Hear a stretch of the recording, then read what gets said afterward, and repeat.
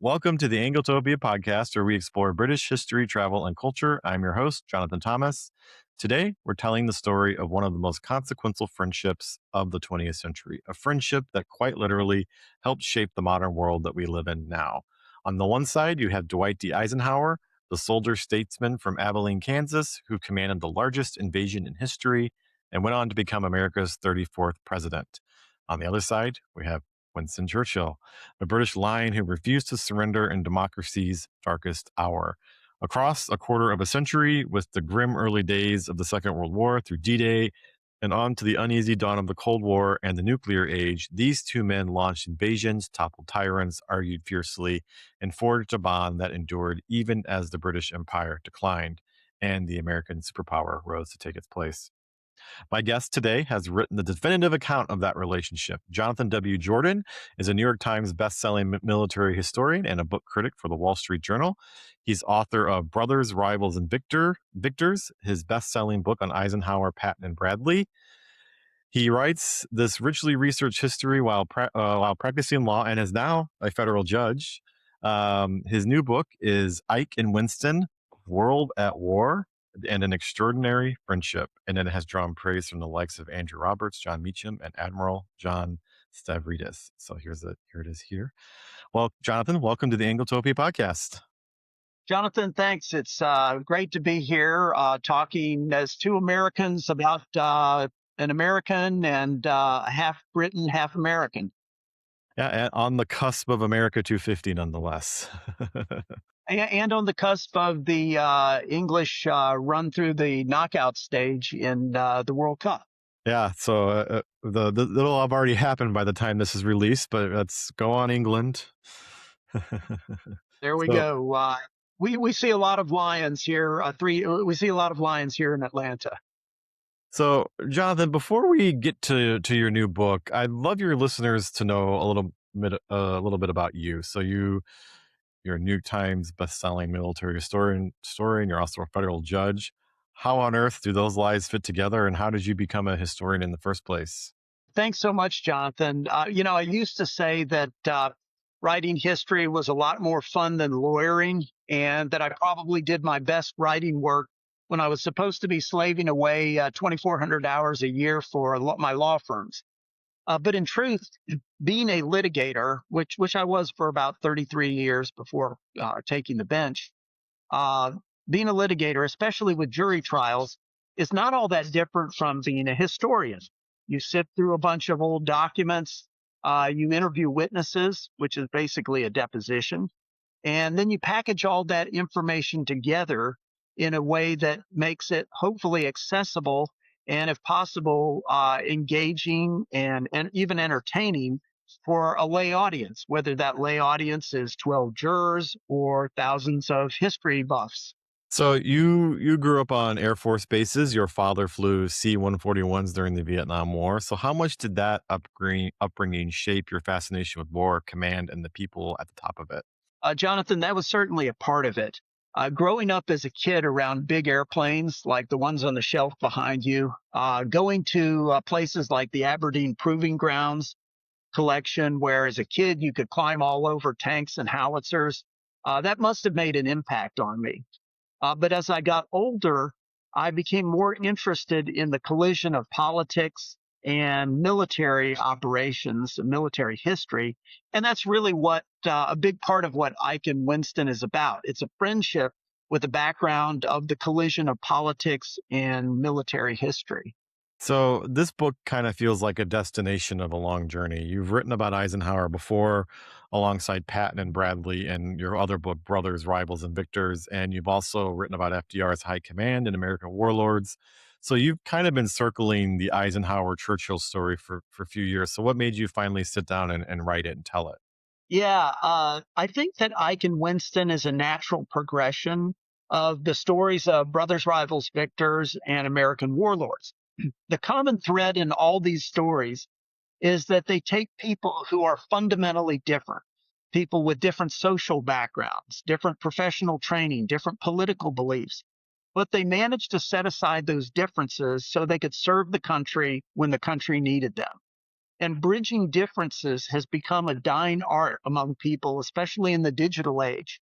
And the way these different characters, each extraordinarily talented in their own ways, did it, I think has a lot to teach us. And to me, that's a fascinating story. Just the idea that you can have brilliant people who have naturally large egos, but they can set those egos aside. That's really something that we can learn from.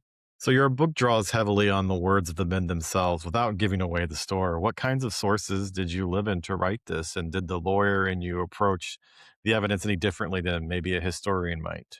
Yeah, well, Eisenhower and Churchill were both prolific writers. So the core of the book is the Churchill papers, published. It's in published form by Hillsdale College. Total of 23 volumes, and each volume is 2 to 3 inches thick. Though it's not entirely Churchill's writings, these include things written by people who had met with or worked closely around Winston Churchill. The Eisenhower papers, published by Johns Hopkins, is 21 volumes, entirely Ike's own writings. So you add to this the many people who worked with them, who wrote their memoirs, and there are a lot of transcripts of interviews by Eisenhower's associates in the Eisenhower Presidential Library and at Columbia University. Churchill, of course, and Eisenhower both wrote books, a number of memoirs, particularly Churchill. So each book, each memoir, each interview is like a piece of the mosaic. And when you step back, you see the complete picture of these two men. The way I looked at it as a lawyer was you go through each piece of evidence, and what I do now as a judge is to assess credibility. And you just ask, is this story credible? Does this make sense? Does it fit with the other pieces of evidence? And that's how I assembled this big mosaic that turned into the book. So let's talk about the book. Let's meet our two protagonists. On paper, they could hardly be more different. One is an aristocratic Englishman born at Blenheim Palace who served in various aspects of the British Empire and British government. And the other is a modest middle American from Kansas. So who paint us a picture of each man as they were before the war kind of threw them together.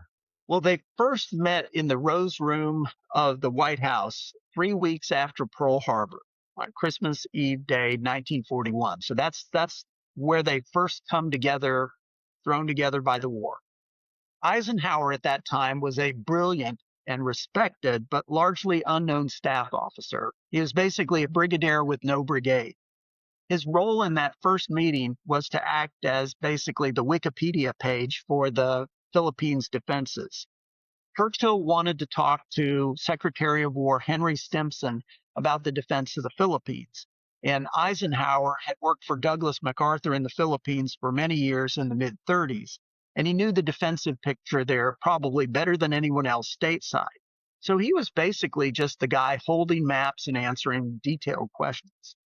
Churchill didn't know who Eisenhower was, but like Ike and like everyone else, they all knew who Winston Churchill was. Churchill had been world famous before anyone had heard of Mussolini or Hitler or Stalin. He had fought as a cavalryman for Queen Victoria in several skirmishes in India and in Africa. He was world famous as an author and correspondent. He was like the Ernest Hemingway of the early 20th century.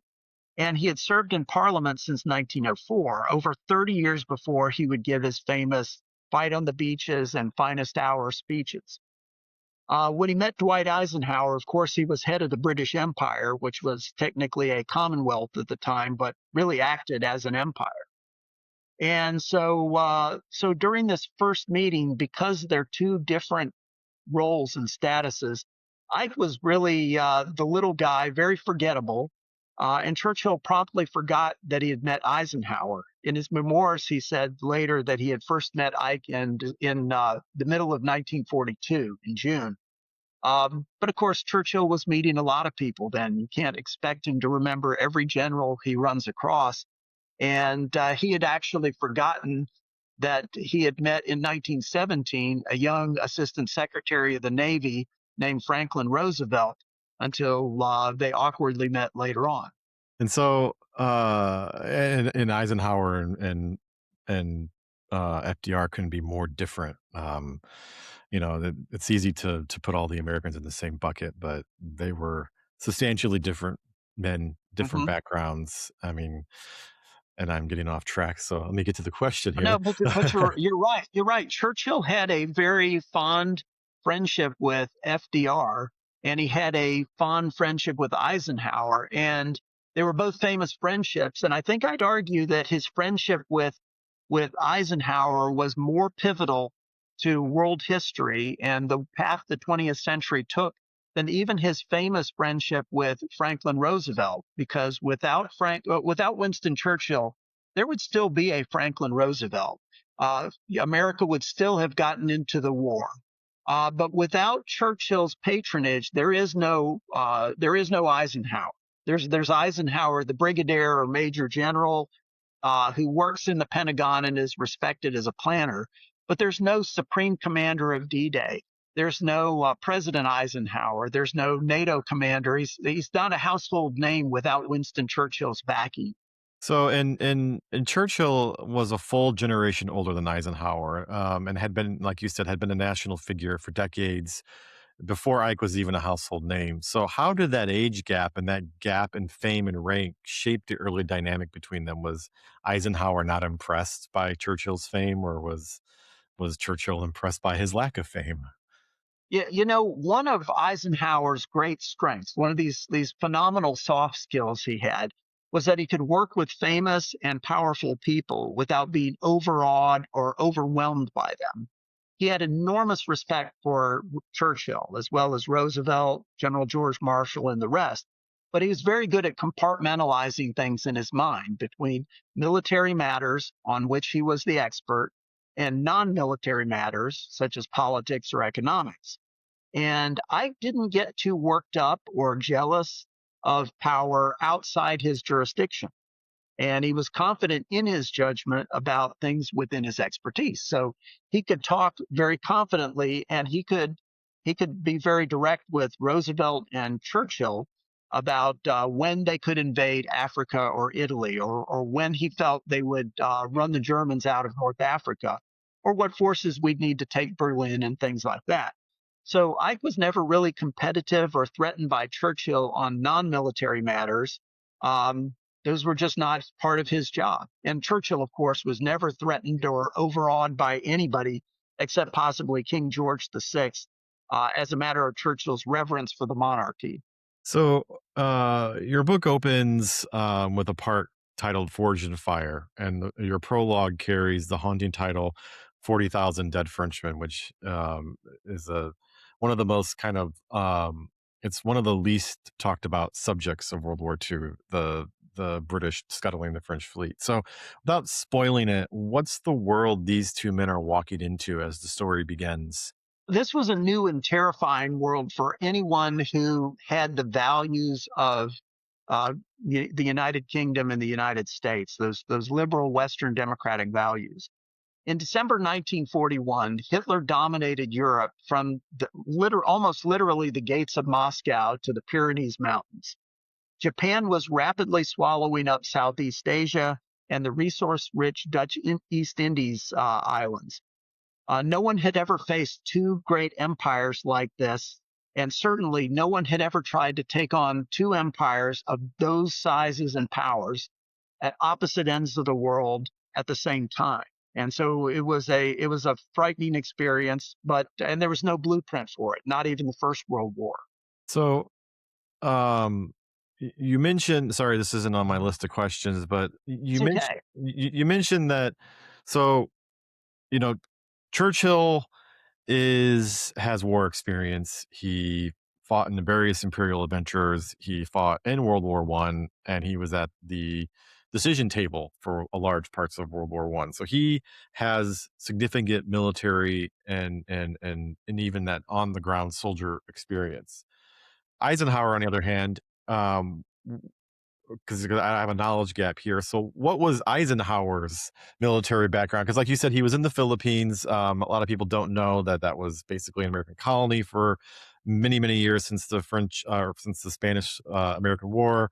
So, what did that look like? Because the British were very battle hardened, even going into World War II, despite the interwar years of no conflict.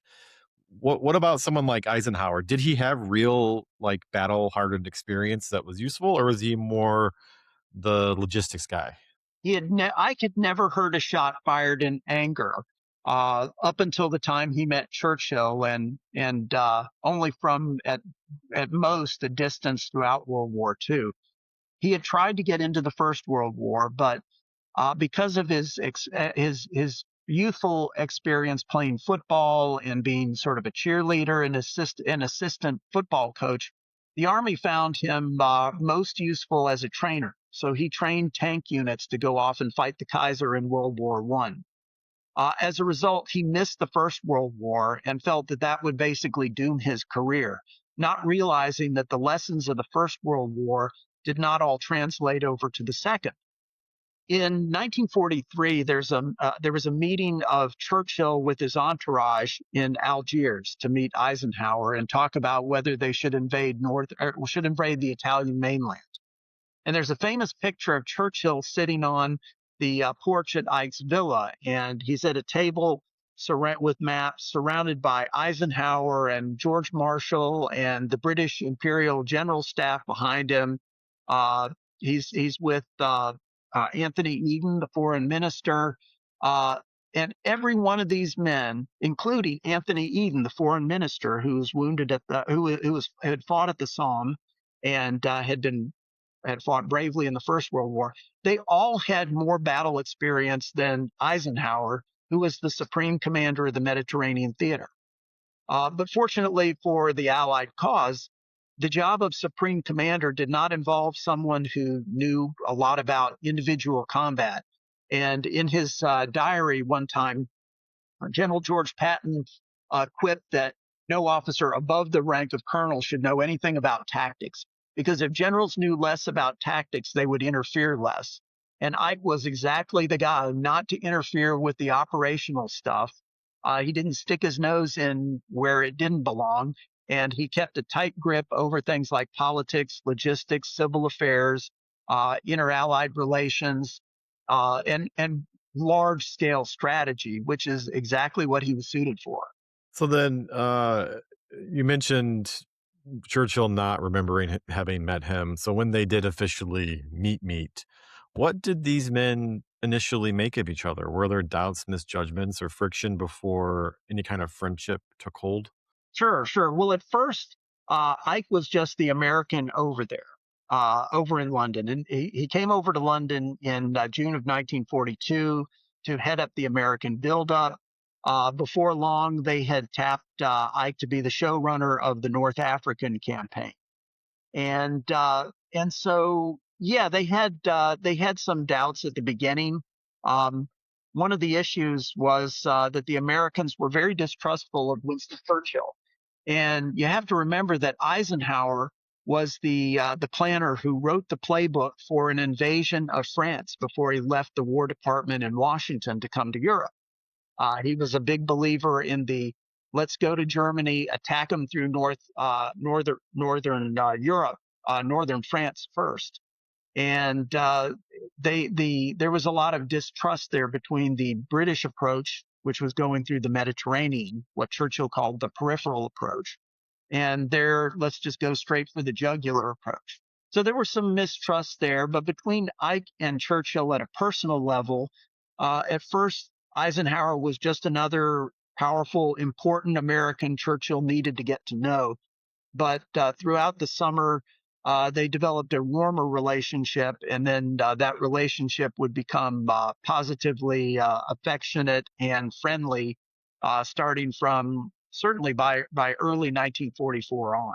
So their friendship, above all, is forged in the Second World War. As Eisenhower rises to supreme Allied commander, he's suddenly an American general directing British forces and answering in part to Churchill. How did that extraordinary command relationship actually work day to day? Well, in the middle part of 1942, and certainly in 1944, when Eisenhower was preparing for the D-Day invasion, uh, Ike and Winston had lunch together at least weekly. They frequently met several other times a week. during the day or over dinners or at British chiefs of staff meetings or meetings of the war cabinet. Sometimes they'd kibitz before that. Sometimes Eisenhower would come over for an overnight visit to Chequers, which is the prime minister's country residence, and he'd stay overnight. Um, during this time, Churchill liked to expound on strategy, but most of what they worked on together were practical problems, like shipping backlogs in the English ports, or social problems, like the Americans drivers had a habit of driving too fast on those small English roads. Um, British landlords sometimes had problems overcharging American officers for the flats they were renting. So there were some friction here or there. You see in like Band of Brothers where they during some training exercise they destroy some farmer's fence.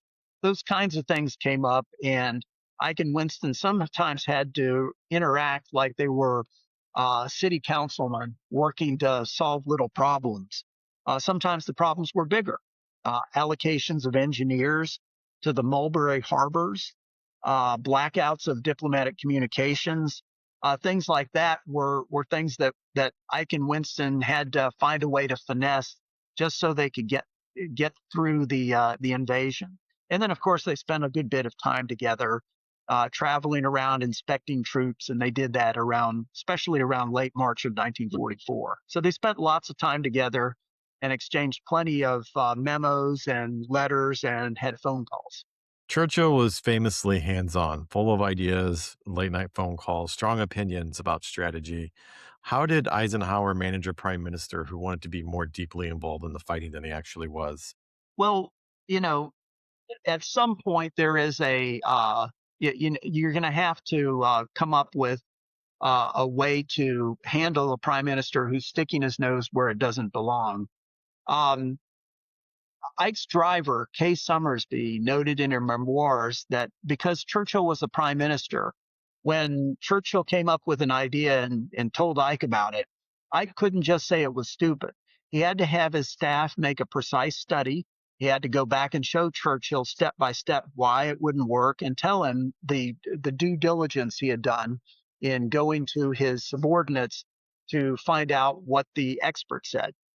Now, by mid 1944, and certainly by August 1, when Patton's Third Army was activated, the American preponderance of forces in Europe meant that Ike's American bosses, that would be the U.S. Joint Chiefs of Staff, had mostly the final say on military strategy. And the American Joint Chiefs had a lot of confidence in General Eisenhower. And so Ike liked to say that in military matters, not political ones, that he could always say no because he was the boss. But of course, that was an oversimplification. Usually the problems Churchill raised that they remembered after the war were the big strategic ones, like whether to cancel the Anvil invasion of southern France or whether to invade the Greek islands of the Aegean or things like that.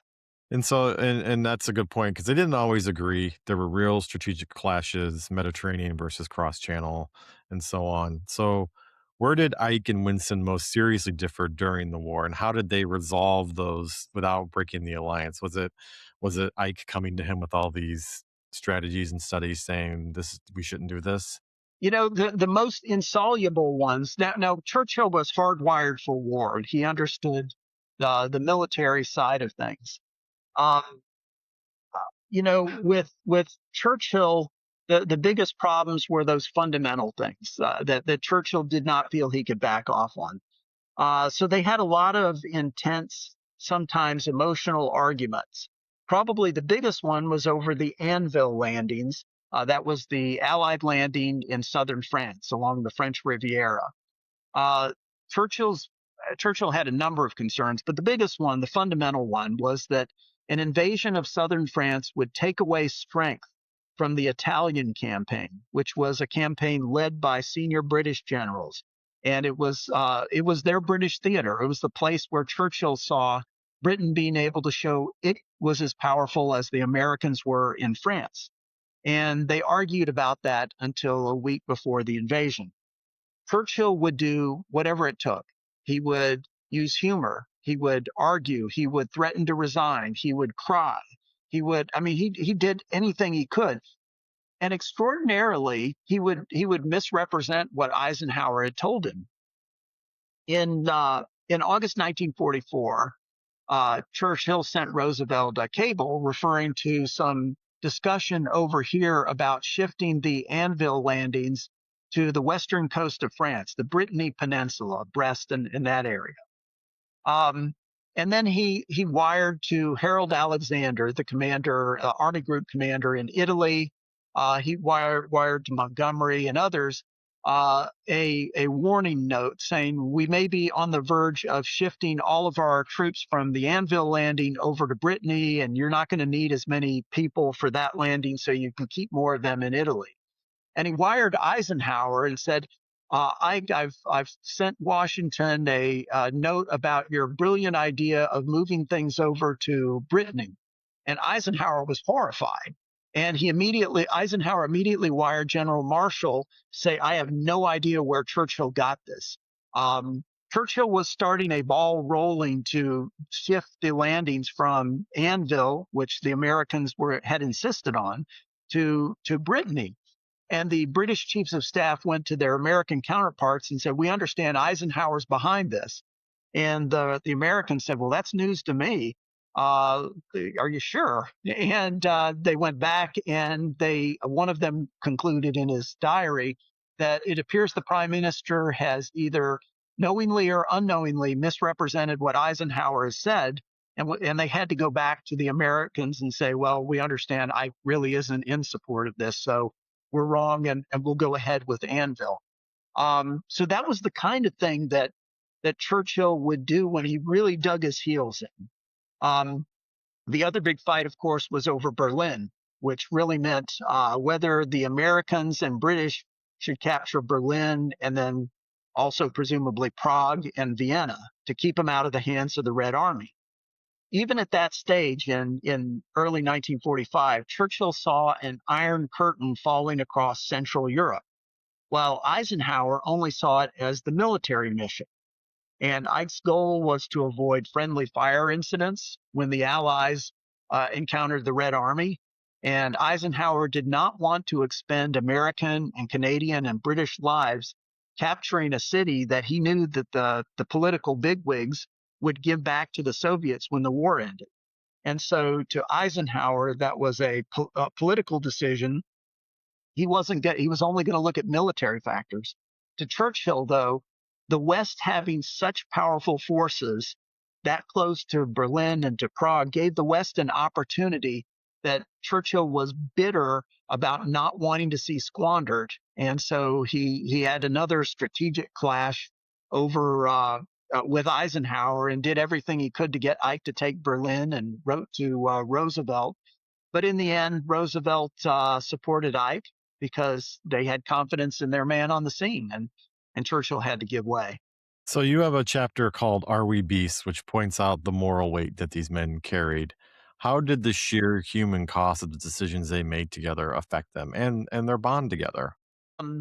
It affected each of them a little bit differently on the outside.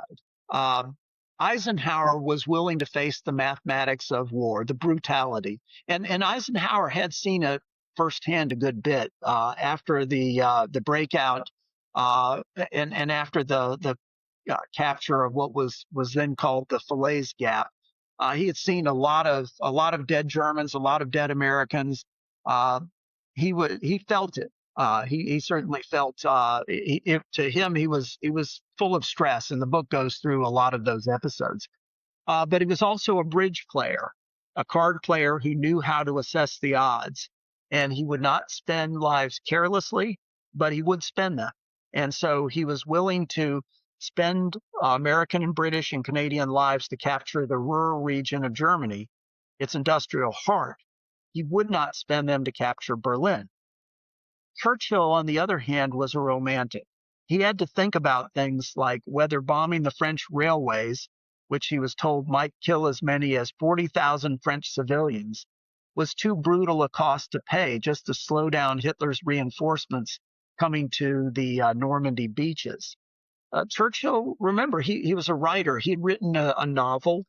He was a creative writer. He was an artist, a painter, a bricklayer.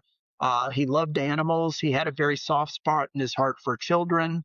He was very much a human, and he didn't look at things in the purely military lens that Ike looked at, and so they looked at these human costs differently. So before I ask my next question, have you seen the movie Pressure? I have not seen it yet. I saw the clips when it came out, and I love that scene. I love for this book I read a lot about uh, the way they had looked at the two storm fronts that were coming across. But I haven't seen it yet. I just haven't had a chance to get out to the movies lately. Uh, Not even to see Devil Wears Prada 2, which my wife keeps insisting we need to go see. well, both are out on streaming, so you can see both now. Okay, good, good. Well, then we won't talk about Pressure. All I'll say is that it's a fantastic film. Churchill's not in it, but Ike is, and Brendan Fraser is phenomenal as Good. Eisenhower.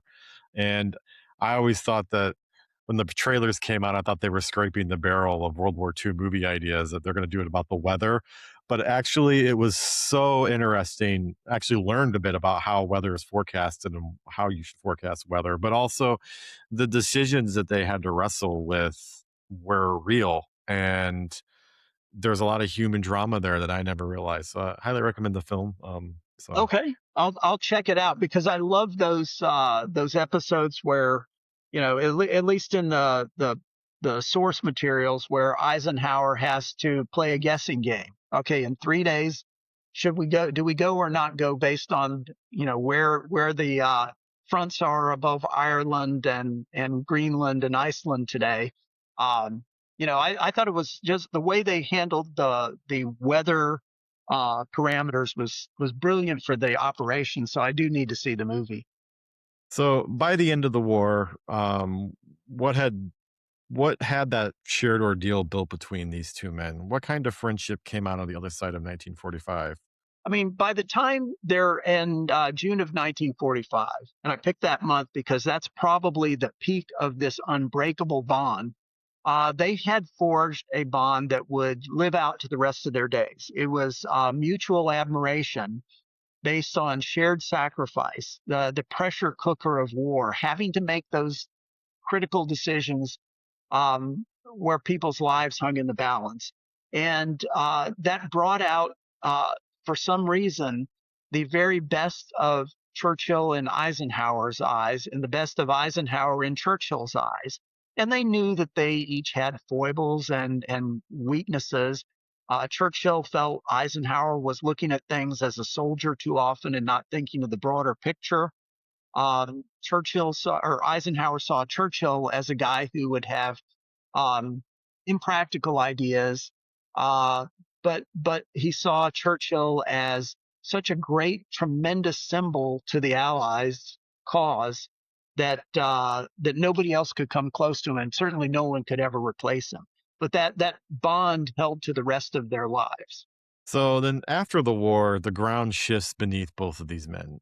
Churchill is famously voted out of office in 1945, even before they've finished in Asia. So even before final victory. So, and then he returns as prime minister 5 or so years later. And Eisenhower goes from general to NATO commander to eventually president. So how did those dramatic swings in fortune change the balance between these two men?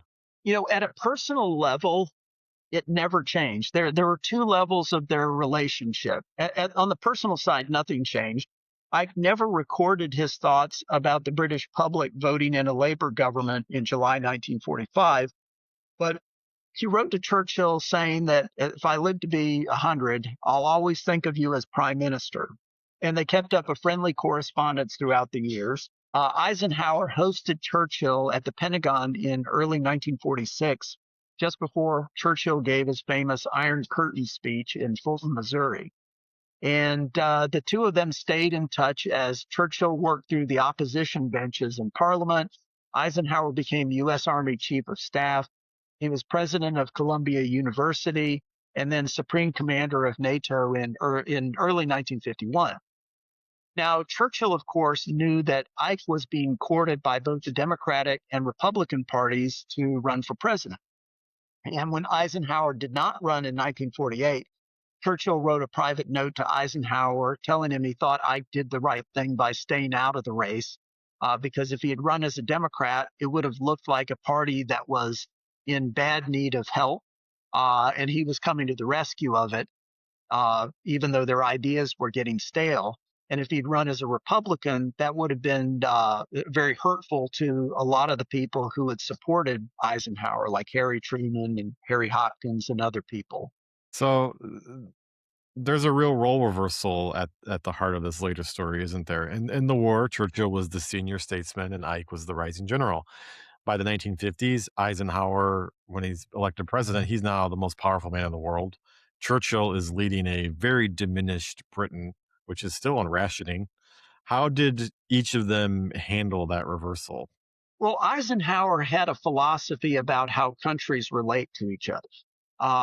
He said that with countries like America and Britain, they have a shared tongue, a shared history, shared values, and they should always agree on the fundamental things, the fundamental Western values, things like freedom of speech, freedom of worship, political freedom, economic freedom, and so on.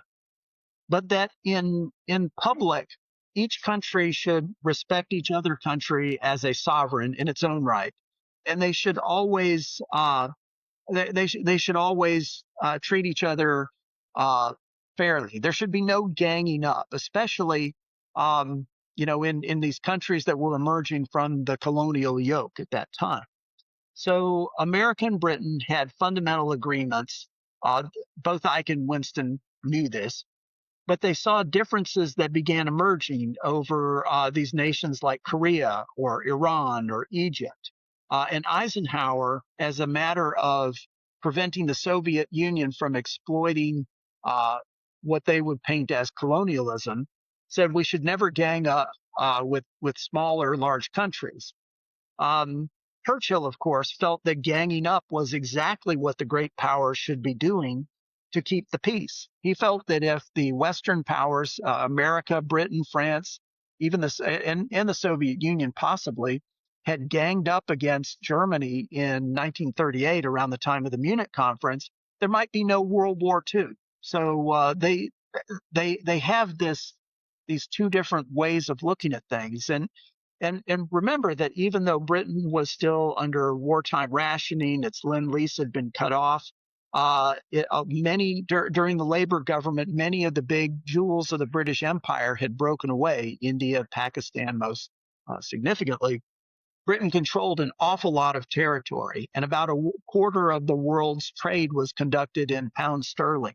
And it had one of the world's greatest, most advanced jet fighter production industries. It was still very powerful in its own right, but America, of course, had the atomic bomb. By the time Eisenhower came into power, it had the hydrogen bomb, and so they each had to navigate a power dynamic shift. Well, that's and that on that point, this is where the British Empire is visibly giving way to American power. Your final part of your book is called Waterloo Sunset. How conscious were these two friends that they were presiding over that handover from one world order to the next? I think, Jonathan, that from D-Day on, both of them knew that America would carry the preponderance of forces in Europe, and we always had the biggest force in the Pacific. And Churchill wanted American forces to remain in Europe as long as possible. In 1945, Britain was still a tremendous imperial power, and so and the places that they were hanging on to, like Kenya and Malaya, places like that, they were in revolt. Um, but I think that they really saw this as a time where they would continue to work together. Um, Eisenhower felt uh, like there would be something different, but Churchill sort of saw the big picture. Churchill saw everything really through his arc of history lens. He was picking up writing his history of the English-speaking peoples at the time. Um, he I think he looked at it as just we're passing the torch, but we're still part of a unified character arc. Whereas I took things when he became president as kind of let's look at each job individually, one after the other. Here's a problem, let's solve it, and let's be very practical. And when Eisenhower was thinking about running for president in 1952, of course, he began to look at the big picture more than he did when he was purely in uniform. And he was thinking about things in the wider context of how the West could deal with the threat of communism.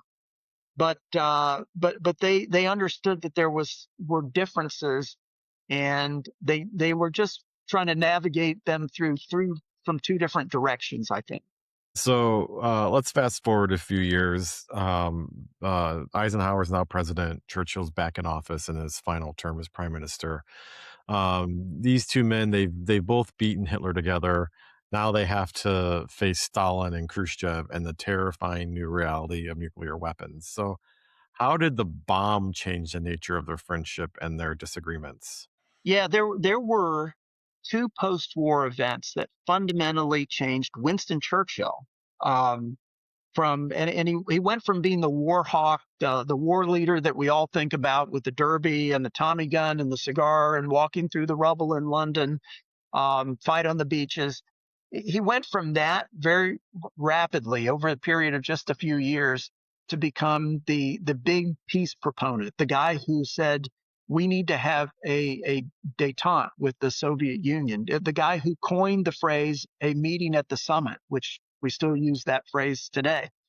And these two post-war events that fundamentally changed him were the explosion of the Soviet atomic bomb in 1949, which happened a few years at least before we thought the Soviets would get the bomb, and the explosion of the American hydrogen bomb in November 1952. Now, it's important to remember that our first hydrogen bomb exploded right around the time Ike was elected president. It was our first effort in a thermonuclear weapon. A thermonuclear weapon took two atomic bombs going off to create the heat that was sufficient to fuse these deuterium atoms and create a thermonuclear explosion. So our Ivy Mike test, our first thermonuclear bomb test, was the equivalent of 700 Hiroshima bombs going off all at once. 700 bombs, and it's sort of hard to imagine when we see the pictures of the destruction in Hiroshima and Nagasaki. 700 of those going off at the same time, and that was just our first test. Churchill would say after the hydrogen bomb, we are now as far from the age of the hydrogen. We are now as far from the age of the atomic bomb as the atomic bomb was from the bow and arrow. Churchill had a vivid imagination. As a painter, a historian, a novelist, he could see big trends into the future. One of his best friends, Violet Bonham Carter, who's the grandmother of actress Helena Bonham Carter, said demons seemed to whisper to him. And those demons were whispering to him in the 1950s that mankind could incinerate itself with these new thermonuclear weapons. England, as Churchill saw it, was on the front lines of any new nuclear war because Soviet missiles could not reach America yet, but Soviet bombers could reach England. And America had nuclear-capable bombers sitting on runways in East Anglia. So when Stalin died in March of 1953, Churchill saw an opening for a peace summit with the Soviet Union, and it was driven by those atomic and thermonuclear explosions of 1949 and 1952. So there's real strain in their relationship in their later years. Friendships at this altitude can get tested by duty and national interest. So, where did Ike and Winston come closest to genuine rupture? Was it this seeking détente with the Soviets, or was it beyond that? Well, you know, I think it was really the fact that Eisenhower was unwilling to commit to a Soviet summit. And it really came down to a couple of things. It was the way they looked at governments and the way they looked at history. Churchill subscribed to the great man theory of history. Great men make history, in his view. And he had done it himself in talks with Stalin in Moscow and Tehran, Yalta, and Potsdam. Eisenhower was an organization man. He felt that the machine did what the machine did. It's like a car engine. Car engine blows a carburetor. You replace the carburetor. It'll still run as a car. It won't turn into an airplane. And when Stalin died and Malenkov and a committee really took power in the Soviet Union, that's the way I saw the Soviet government. They are still out to get us. And Eisenhower this wasn't knee jerk McCarthyism of the 50s. Eisenhower had read about the various Soviet international conferences. He'd read about the theories of international communism. And he and John Foster Dulles, his Secretary of State, were uninterested in a summit really until after Churchill's resignation in April 1955. Interestingly, Anthony Eden, Churchill's foreign minister and successor, wasn't really keen on a summit with Moscow either while Churchill was in office. But when Churchill left and Anthony was the new prime minister, Eden was the new prime minister, he was keen to get into a summit meeting. But that did create a real strain. Churchill, in his early retirement years, would say that he felt that Eisenhower had become muddle-headed. He was too wrapped up by Dulles and the other hawks in the Republican government, and he just wasn't really looking at the possibilities if the two great men got together. He felt that, in his talks with Stalin, he could do more in 2 days than 10,000 diplomats could do writing 10,000 memos. And he really, I think Eisenhower went down in Churchill's eyes because of that shortcoming, though the personal friendship was always cherished. So, beyond the strategy and the statecraft, this is a deeply human story. So, what are the maybe small personal moments between these giants, the humor, the affection, the private gestures that kind of surprised you most as you researched this book? Yeah, they both had a sense of fun, despite that, and you had you had to be able to laugh at things as a tension release. And there are many instances through the war and the post-war period of personal kindness. Churchill went out of his way to ease Ike's burdens during World War II. He welcomed Ike's son John Eisenhower when John Eisenhower, who graduated from West Point on D-Day 1944. Was sent to Europe. When Churchill was voted out of office in 1945, Ike made an army villa near Lake Como available for Winston to spend time recovering from the shock of the election. And they also shared a sort of a quaint sense of humor. I'll give you an example. The first big summit between Churchill and Eisenhower, when Eisenhower was president, was in December 1953 at Bermuda. And the two men had gotten together. They had tried to decide whether they could come up with a Soviet summit meeting, and they really couldn't get anywhere. And Eisenhower had to fly off at the very end to go to New York to give a speech before the United Nations.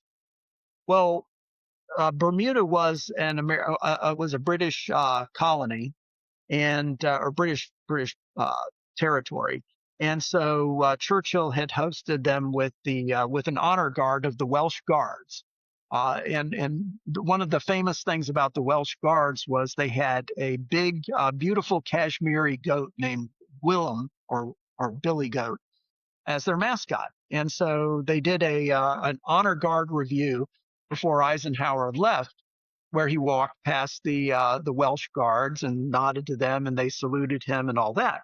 Well, when Eisenhower got to the goat, he looked at the goat standing there, basically at attention, and he asked the goat, "Do you want a cigarette?" And the goat ignored him. Well, Eisenhower flew to New York. His plane landed there, and an aide handed him a message from the British delegation, and I'll read it from my book because I don't want to get it wrong. There was a message from the prime minister that said, "In explanation to the goat's refusal to accept the cigarette you offered him this morning, I think I ought to point out that he was aware that smoking on parade is strictly forbidden."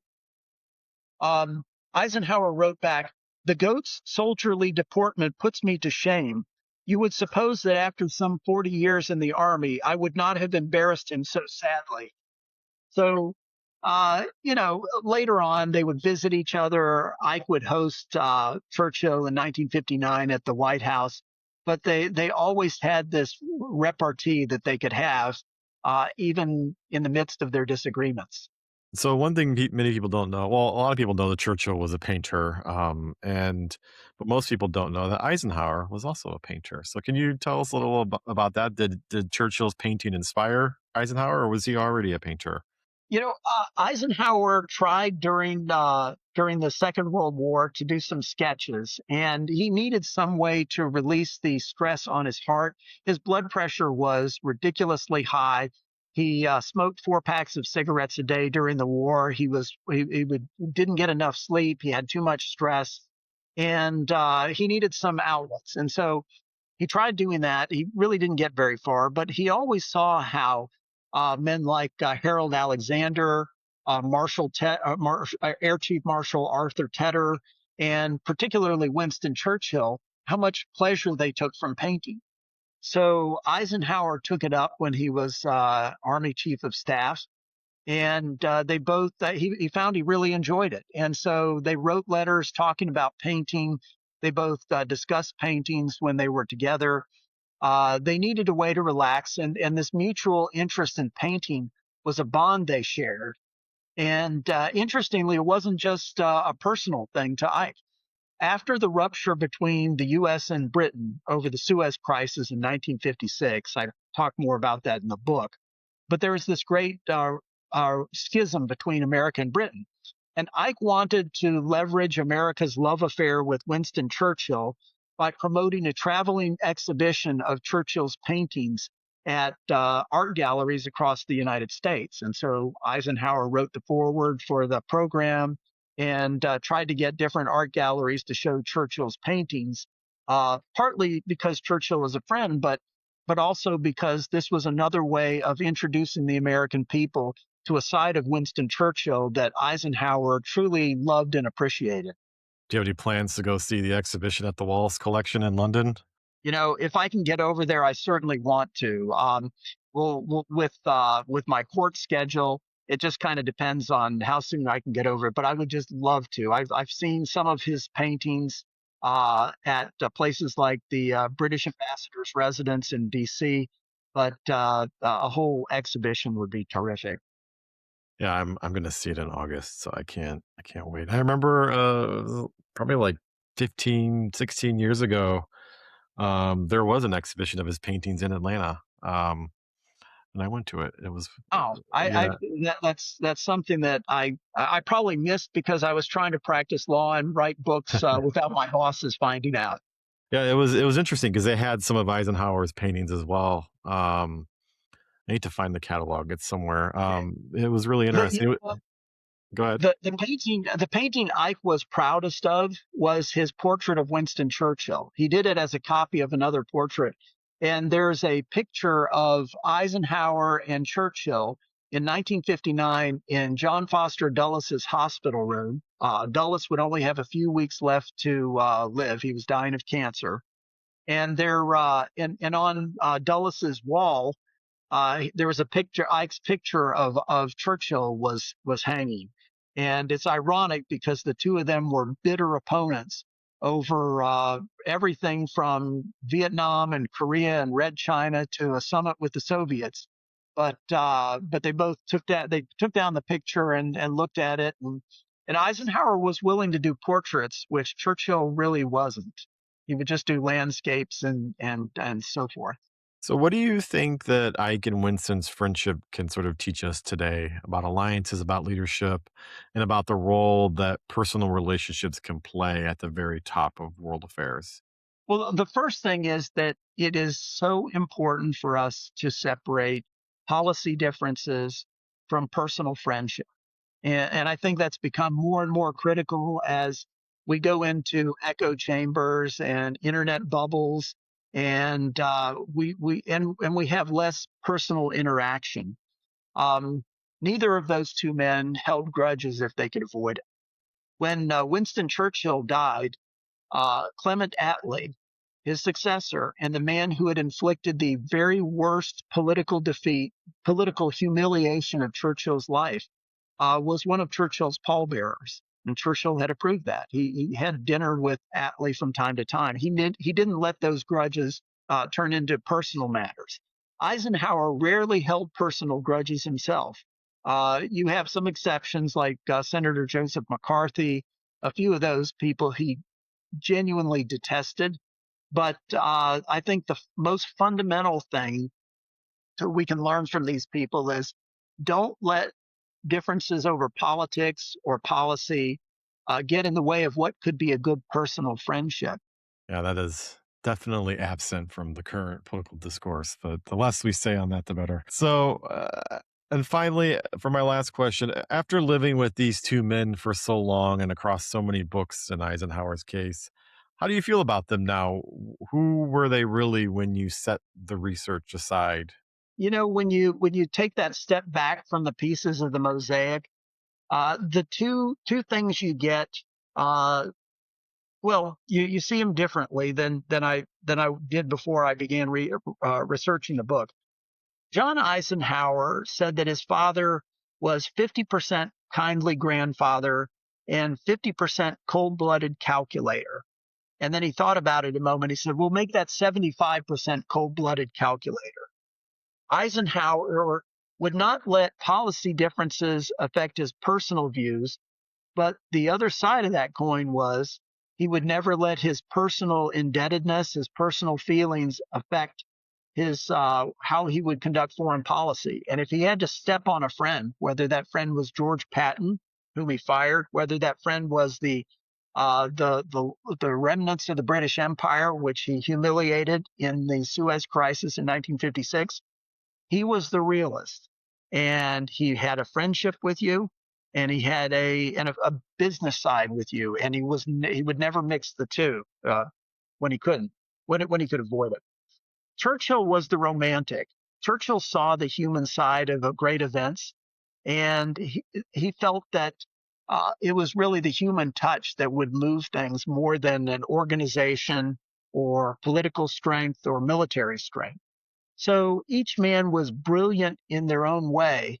And the fact that these two brilliant characters were able to work together and set aside the differences they had and remain committed friends until Churchill's death in 1965, I think speaks volumes for the connection that they had that was forged in war. Jonathan, this has been a fascinating conversation. You've brought these two towering figures down off the monument into the room with us, which is exactly what the best of history does. So thank you so much for joining us on the Angletopia podcast. The book is Ike and Winston, World War, Cold War, and the Extraordinary Friendship, and I can't recommend it highly enough. We'll put the links to it in the show notes and to your other work as well. If you enjoyed this episode, please subscribe, like, or comment, and tell us which wartime friendship or rivalry you'd most like us to explore next over on YouTube, Instagram, and Facebook.